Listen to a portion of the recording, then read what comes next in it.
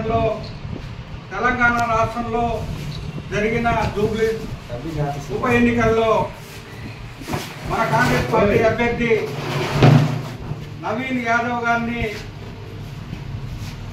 అత్యధిక మెజార్టీతో గెలిపించినందుకు తెలంగాణ రాష్ట్ర ప్రజలందరికీ అట్లాగే జూబ్లీ ప్రజలందరికీ కూడా కాంగ్రెస్ పార్టీ తరఫున ప్రత్యేకమైన ధన్యవాదాలు తెలియజేసుకుంటున్నాను.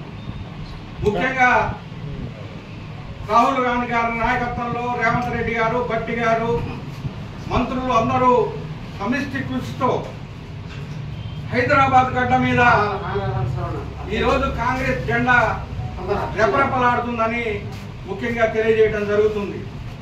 ముఖ్యంగా కాంగ్రెస్ ప్రభుత్వం తీసుకొచ్చిన 6 గ్యారంటీల్లో ప్రజలకు ఆ గ్యారంటీలు అమలుతో పాటు ప్రజల అభివృద్ధితో పాటు గ్రామాల అభివృద్ధిలో తీసుకెళ్ళడం కోసం ఈరోజు ఒక రెఫరెండంగా ఈరోజు మన కాంగ్రెస్ పార్టీని ప్రజలు ఓట్లేసి గెలిపించడం జరిగింది. నిన్న మొన్న బీఆర్ఎస్ నాయకులు ట్విట్టర్ టిల్లు అనేక సంభాషణలు చేశాడు. రేపే ఎల్లుండో మేము గెలవబోతున్నాం, 3 నెలల్లోనే మళ్ళీ మా కేసీఆర్ బయటకు వస్తాడు, మా కేసీఆర్ ముఖ్యమంత్రి అవుతాడని ప్రజలందరికీ తెలుసు. 10 సంవత్సరాల్లో బీఆర్ఎస్ ప్రభుత్వం ఏం చేసింది, ఈ 2 సంవత్సరాల్లో కాంగ్రెస్ ప్రభుత్వం తీసుకొచ్చిన అనేక సంక్షేమ పథకాలు, ఇటు మహిళలకు బస్సు ఫ్రీ కానీ, ఉచిత కరెంటు కానీ, రేషన్ కార్డులు కానీ, సన్న బియ్యం పథకం కానీ, ఇంకా అనేక పథకాలు మన కాంగ్రెస్ పార్టీ ప్రభుత్వం తీసుకొచ్చి ప్రజలకు అందిస్తుంది.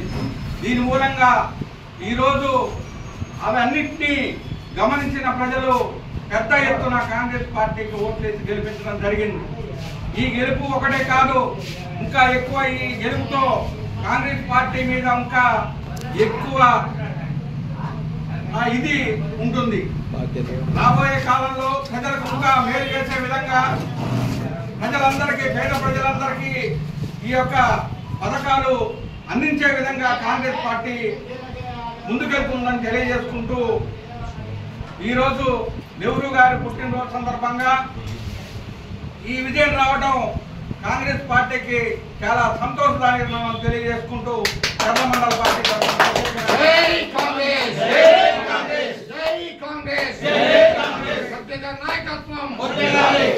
నాయకత్వం రాహుల్ గాంధీ నాయకత్వం, వైఎస్ కుమార్ నాయకత్వం, రేవంత్ రెడ్డి నాయకత్వం, భట్టి గారి నాయకత్వం, రెడ్డి గారి నాయకత్వం, కుమార్ నాయకత్వం, పల్లెంల నాయకత్వం, ఎర్రయ్య గారి నాయకత్వం, గారి నాయకత్వం, జిందాబాద్ జిందాబాద్, కాంగ్రెస్ జిందాబాద్, జిందాబాద్ జిందాబాద్, కాంగ్రెస్ జిందాబాద్.